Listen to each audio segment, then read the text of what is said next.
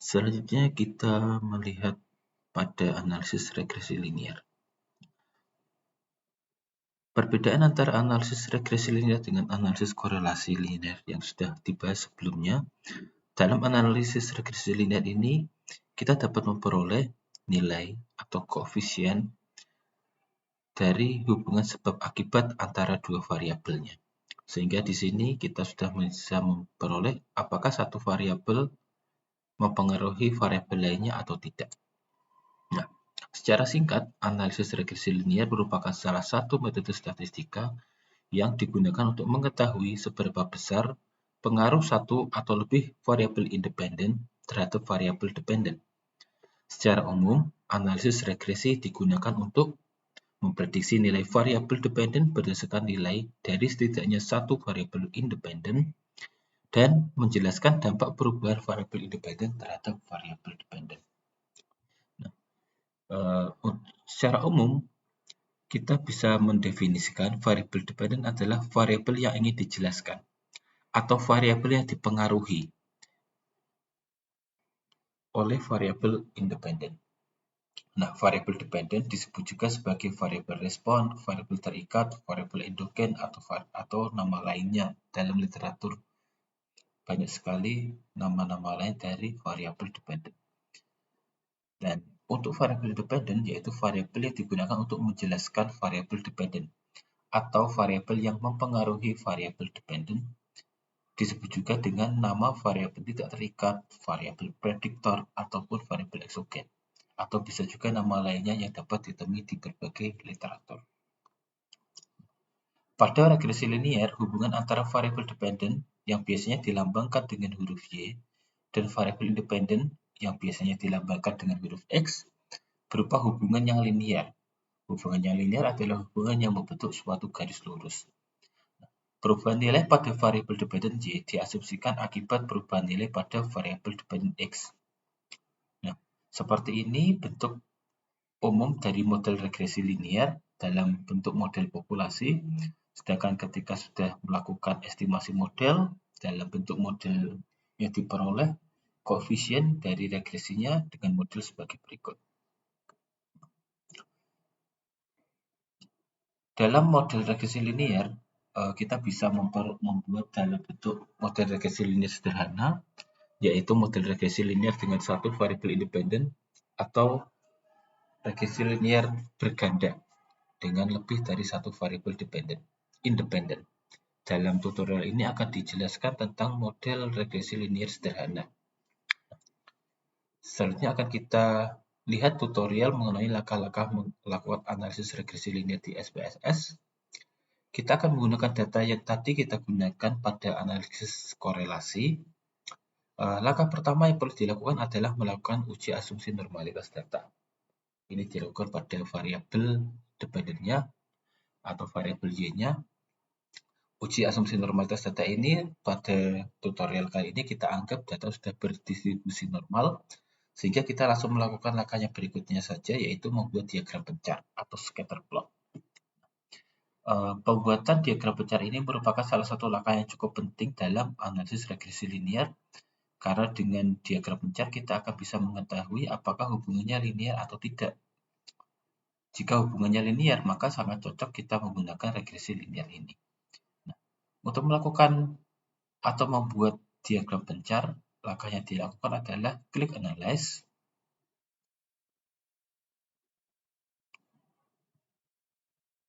Kemudian kita pilih, klik Graph ya. Kita pilih Legacy Dialog dan mencari Scatter Order. Nah, karena scatter plot merupakan bentuk grafik ya, sehingga terletak di menu graph scatter. Karena hanya mempunyai hanya ada dua variabel, yaitu variabel usia dan variabel tekanan darah ya, umur dan tekanan darah hanya ada dua, maka kita memilih yang sederhana, simple scatter. Kemudian klik define, letakkan umur pada variabel x-aksis ya, pada kotak x-aksis karena umur merupakan variabel independen atau x, sedangkan tekanan darah atau variabel dependennya atau y pada y-aksis. Bagian lainnya bisa kita abaikan saja, kemudian langsung klik OK. Nah, bisa dilihat bahwa diagram scatter ini atau diagram pencar ini atau scatter plot ini sudah terlihat membentuk suatu garis lurus. Ini dapat kita lihat kalau kita tarik suatu garis, ini terlihat lumayan garis lurus. Kita juga bisa menambahkan garis pada grafik ini dengan double klik. Kemudian di antara pilihan ini pilih yang Add Fit Line Add Total. Klik saja. Nah, kemudian di close. Nah ini. Nah, dapat dilihat bahwa ada suatu garis lurus. Nah, kurang lebih nanti garis lurusnya seperti ini. Nah, karena sudah jelas bahwa antara umur dan tekanan darah itu membentuk suatu garis lurus, maka kita dapat melakukan langkah selanjutnya, yaitu melakukan uji analisis untuk melakukan analisis regresi linear. Kita dapat mengujinya. Selanjutnya ketika model sudah diperoleh, kita dapat melakukan inferensi, yaitu melakukan uji hipotesis. Langkahnya yaitu klik Analyze, kembali ke SPSS, klik Analyze, pilih Regression, kemudian pilih yang Linear.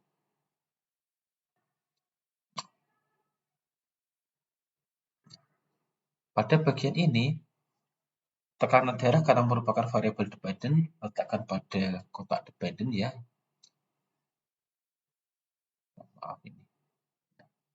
Pada kotak dependent, kemudian umur pada kotak independent. Selanjutnya klik statistik, pastikan regression coefficient estimate-nya sudah tercentang, model fit-nya juga sudah tercentang, dan juga deskriptif. Kemudian klik continue, masuk ke plot boleh, sementara plot ini bisa kita abaikan, kemudian masuk ke option, kita akan menggunakan 0,05 di sini, dan pada bagian option ini pastikan include constant in equation sudah tercentang. Kemudian klik continue, kita bisa mengabaikan yang lainnya, terakhir klik OK. Pada bagian ini kita sudah mendapatkan beberapa keterangan. Ya. Yang pertama ada statistika deskriptif untuk masing-masing variabel, kemudian ada tabel korelasinya, tabel korelasi yang sama yang kita peroleh pada analisis korelasi tadi ya, sama nilainya yaitu 0,0896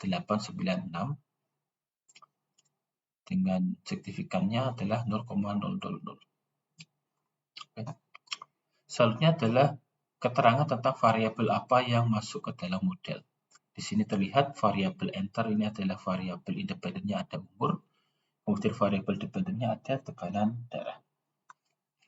Kemudian ada model summary, di sini ada R dan R square. Nanti R square akan kita bahas lagi, dan adjusted R square akan kita bahas lagi setelah inferensi. Kemudian ada model ANOVA, tabel ANOVA dengan signifikansinya 0,000. Tabel ANOVA ini merupakan uji inferensi untuk uji kewujudan model. Lihat di tabel.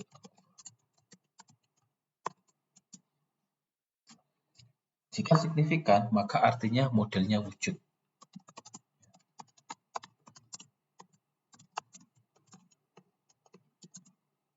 Artinya model wujud.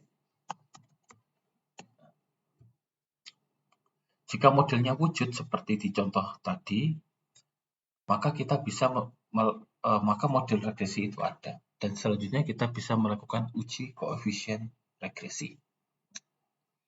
Untuk uji koefisien regresi, kita melihat pada variabel umur, ya, karena yang akan diuji adalah variabel umur pada sig-nya. Di sini kita memperoleh signifikasinya 0,000 dengan dan signifikasi untuk konstan juga 0,000. Artinya kedua baik konstan maupun umur itu signifikan masuk ke dalam model ya. Kemudian B ini adalah koefisien regresi yang diperoleh. Kita lihat kembali pada langkah ini. Lihat di tabel koefisien.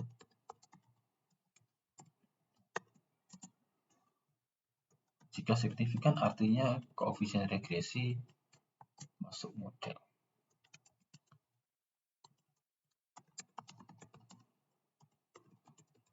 Regresi tepat atau layak masuk model. Bisa kita lihat tadi bahwa koefisien regresinya mempunyai signifikansi 0,000. Jadi ini layak masuk model. Selanjutnya kita membentuk model regresi berdasarkan kedua uji tadi, terutama di tabel output tabel koefisien ini. Model regresi yang terbentuk adalah Y sama dengan konstan ditambah umur kali X. Nah, kita lihat koefisiennya 80,778 untuk konstan dan umur adalah 1,138. Sehingga di sini kita dapat membentuk model regresinya sebagai berikut, yaitu tadi ini adalah tekanan darah ya. Beta nolnya tadi adalah sebesar 80,778. Beta satunya adalah 1,138. Ini umur.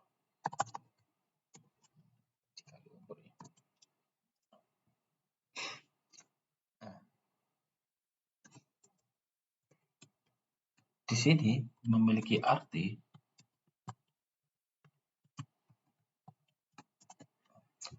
inilah model regresinya sebagai berikut. Artinya ketika usia 0, bisa ketika umur bernilai 0,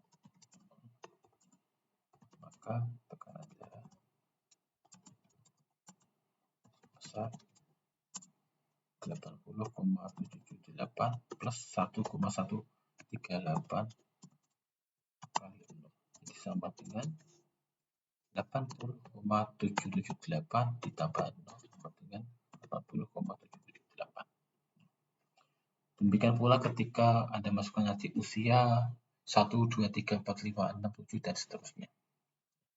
Kemudian interpretasi kedua, kenaikan 1 unit pada variabel umur akan menaikkan tekanan darah sebesar 1,138 poin. Nah, poin ini kita gunakan poin saja ya. Kenaikan 1 poin pada variabel umur akan menaikkan tekanan darah sebesar 1,138 poin. Nah, itu yang kedua. Yang ketiga, kita dapat melakukan prediksi dari hasil ini. Jika diketahui usia umur sama dengan 20 tahun, maka tekanan darah itu 80,778 ditambah 1,138 kali 20. Kurang lebih seperti itu untuk membuat model regresi sampai ke dalam interpretasinya, sehingga dari sini nanti kita dapat membentuk model regresi sesuai dengan kasus-kasus yang dihadapi. Nah, mungkin di sini sebagai contohnya mungkin agak kurang masuk akal, tetapi di sini hanya sebagai contoh untuk menunjukkan bahwa beginilah cara melakukan analisis regresi. Sampai tahap ini sebenarnya selesai. Nanti tujuan utamanya adalah di bagian terakhir ini. Selanjutnya, pengembangan dari analisis regresi ini sangat luas sekali, penggunaannya juga sangat luas. Selain untuk satu variabel, kita juga bisa menambahkan variabel lainnya selain umur, mungkin ada jenis kelamin, dan sebagainya. Itu jika ada lebih dari satu variabel independen yang mempengaruhi variabel dependen, maka itu akan menggunakan istilah regresi linear berganda, multiple linear regression. Selain itu akan tidak dibahas di sini, pembahasannya akan sangat panjang sekali dan sangat luas. Selain multiple linear regression, juga ada istilah dengan nama dummy variable, uji asumsi klasik, dan sebagainya, sehingga model regresi yang diperoleh itu akan menjadi model yang tidak bias dan model yang tidak bias yang terbaik, yang istilahnya adalah Bayes linear unbiased estimator. Demikian untuk pembahasan tentang regresi linear menggunakan SPSS. Pengembangan selanjutnya atau materi-materi lebih lanjut dapat dipelajari dengan dari berbagai literatur. Terima kasih.